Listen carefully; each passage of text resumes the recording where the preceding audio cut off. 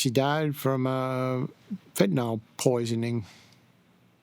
She took a half of what she thought was oxycodone, from what the medical examiner said. He recognized it when he walked into the room. So 2 milligrams is all she had in her body.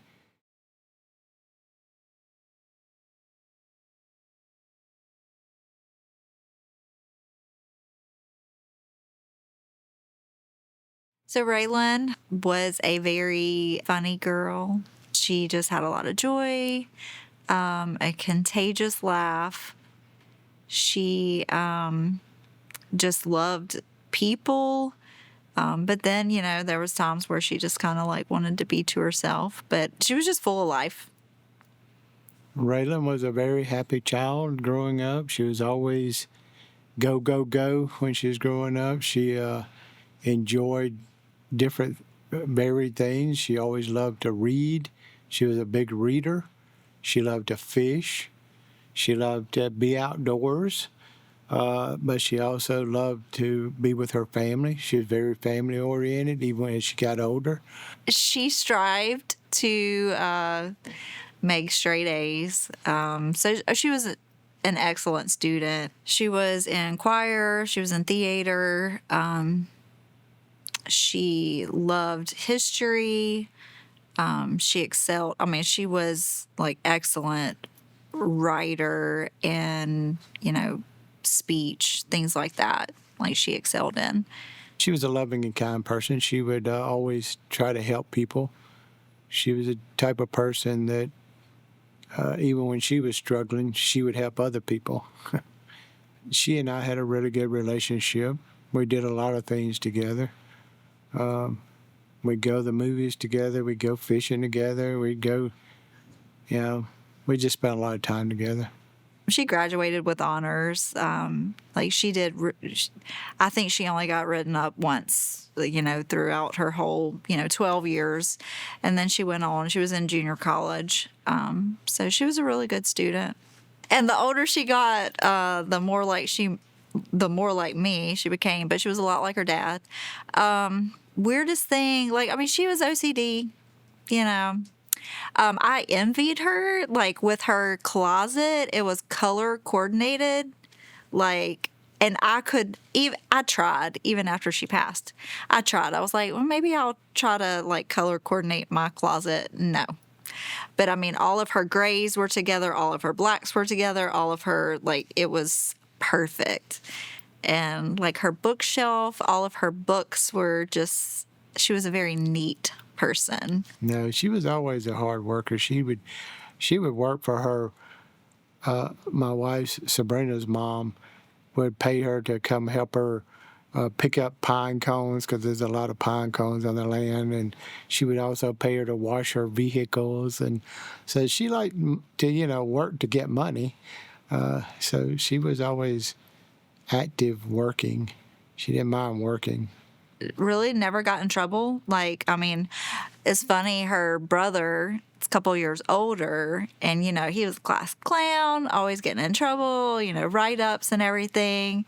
And if she had the same teacher as he had, she'd be like, oh my gosh, they're going to know he's my brother. They were totally different as far as academics. She just loved school, but, they were just total opposites as far as academics and everything. But she was she would cut up. She had a funny sense of humor, a very funny sense of humor.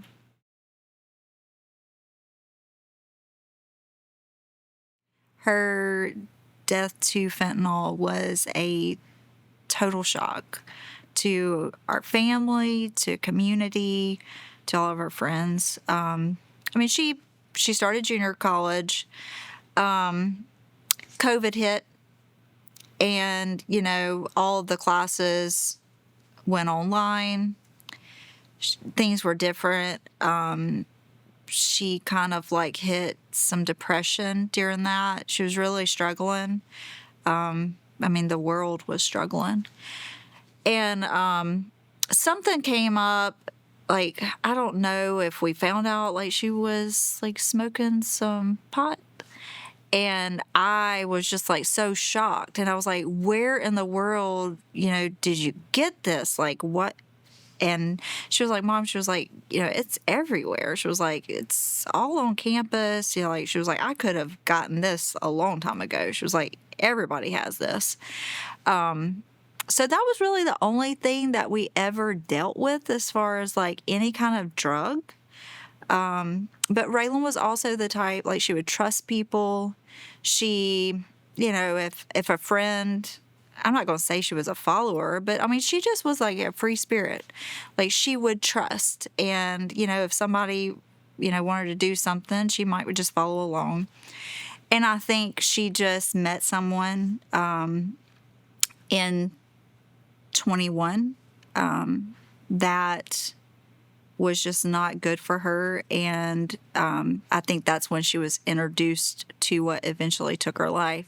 But no, she was not in addiction. She was not a drug addict. She, to our knowledge, never really did anything other than, smoke some pot. But that's not anything that's going to take your life. So in the fall of 21, she had her own apartment, her and her best friend from like grade school. They got their own apartment that summer. And I mean, she had taken a leave from school. She was trying to figure out what she wanted to do. She had went through 1 year of junior college, and then, with the COVID and everything, she took a leave.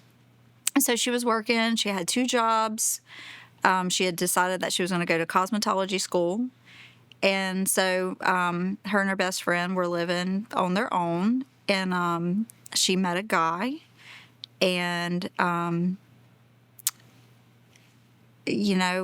there wasn't really anything out of the ordinary. Like, we continued to have a really good relationship with her. She was come home on the weekend. She would still stay with us even though she had her own place. So she was kind of back and forth. We were just very close family. And in January, she got COVID for the third time. 2 Christmases in a row she had COVID. And so it was like January, she was still kind of getting over the COVID. She had, been out of work for like 2 weeks, I think, because of the COVID and everything. Well, she went back to work, and it was January 25th of 2022 that, just totally shocked everybody. But it was just a normal day. It was a Tuesday morning. She was supposed to go to work, and nobody had heard from her. And that was not... Raelan was a very hard worker. She was not one to really be late or just not show up, or that was out of her character. So when she didn't show up for work, she wasn't responding. She wasn't a person that was going to ignore your text. She always responded to your text, or she always took a call. Like, she was just that kind of person. And so she wasn't responding to anybody, her dad or I's text message or phone calls. And she was supposed to go to work. She had a doctor's appointment first thing that morning. And we had her, we shared Life 360, so we knew, when coming and going. And she never left her apartment, so we knew something wasn't right. I thought that maybe she just overslept, that she had a late night, and maybe, I thought maybe she just didn't feel good and just had kind of like slept in, maybe didn't go to her appointment. She always texted me or called me. We text a lot or called each other. And we have Life 360, and I had texted her about something that morning, and she didn't respond. So I checked, and she was at her apartment. Later on, I tried calling, no response. I was texting her, still texting her, trying to call her, no response. So I knew she had to go. I think she had a doctor's appointment or something, and then she also was having to go to work. She was scheduled to work. So I called her mom. I said, have you heard from Raelan? And she said, no. I said, well, something's not right. She's not responding. She always responds to my text or answers her phone. But her dad, like, really felt like something was wrong. And I was just like, oh, she just probably overslept. But he just kept on, like, something's not right, something's not right. So I was like, okay. And I was like, I'll go check on her. So I really just thought that she just overslept. And so I left work. It was on a Tuesday. And as soon as I left work, I called my best friend and I said, hey, I'm going to go check on Raelan. She's not responding. Would you just meet me there to her apartment? And she said, sure. And so she met me there, and Raelan's car was there. The door was locked. I didn't have a key. I saw Raelan, I saw her lights on. She had like purple little decorative lights in her bedroom, and they were on. And so I knocked and knocked and knocked, and just she never did respond. And I thought, well, she's just really, sleeping hard. And so then eventually we ended up going to the apartment complex and talking to the manager. And because her best friend was gone, she was in school, and so she had already left. So it was just Raelan in the apartment. And so we went to get the apartment manager, see if maybe they would just let us in. I said, and up until that time, I guess, was just in denial. I didn't think anything was really wrong with her, just thought that she was asleep. So went to the apartment manager and asked, and by that time, I think I started getting worried. And so she said, well, let me get someone else, and I will go with you and open the door. And so she got like the maintenance guy. And I was like, do you do this very often? She was like, oh, yeah. She was like, I think she was just trying to make me feel better. She's like, well, you have to do this all the time. Older people, they sleep in, don't answer their phones or something. And so I'm still thinking, oh, she's just asleep. So, so we go to her apartment, and, we walk in, and her bedroom door was shut. So,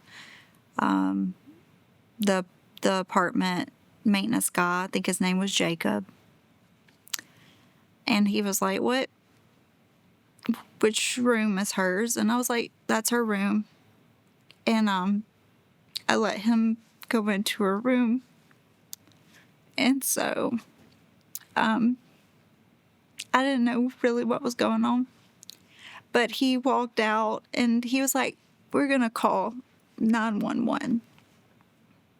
And at that time, I guess I froze, and I didn't know really what was going on.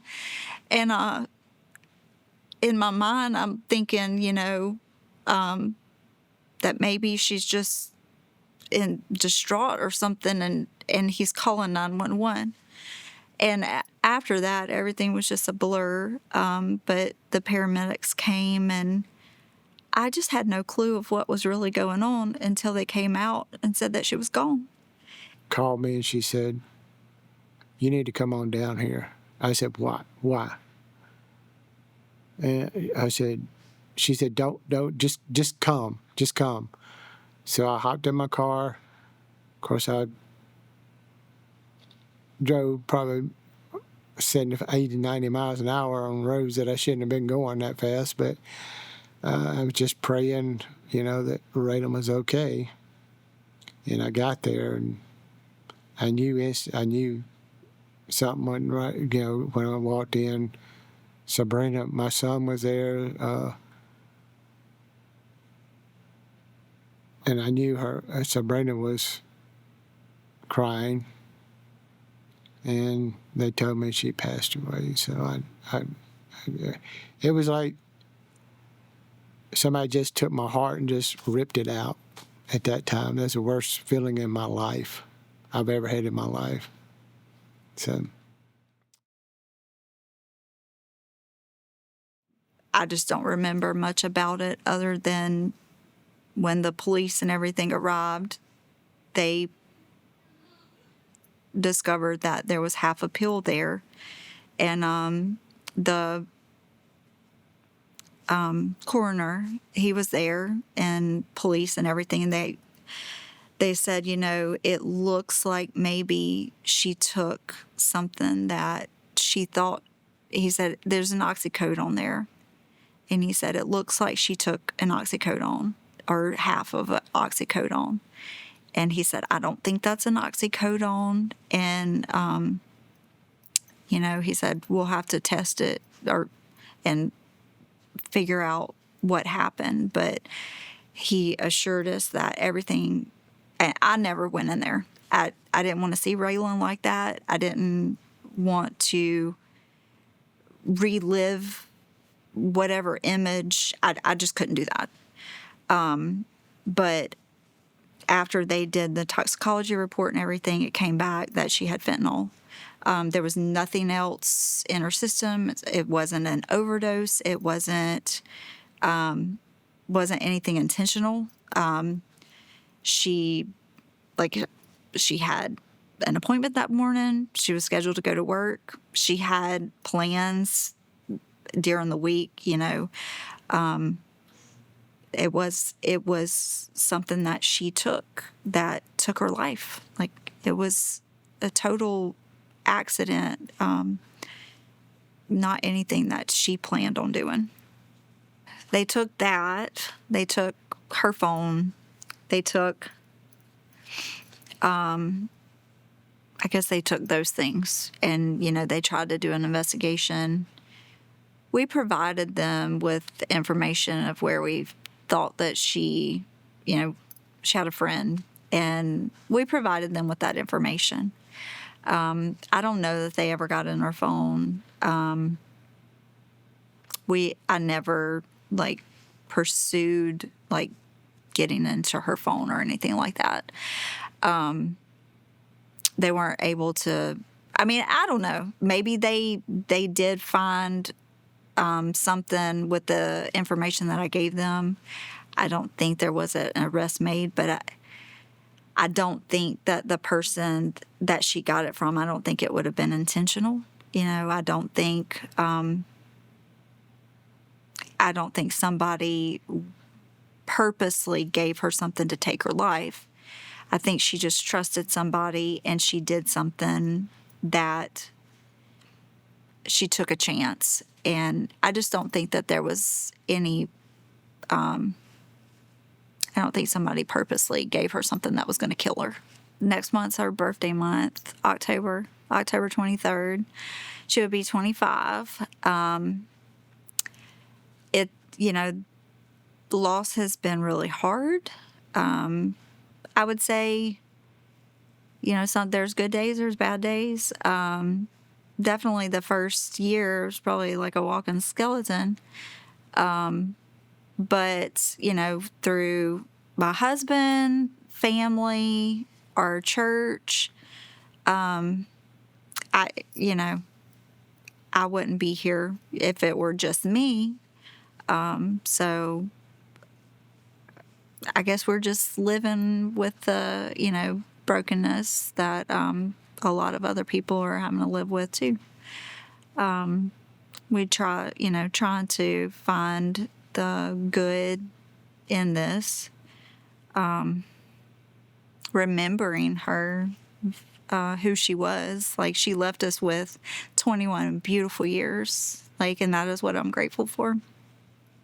I mean, we have our faith in God, and we feel like that has given us strength I think we've started some things. We started a 501c. We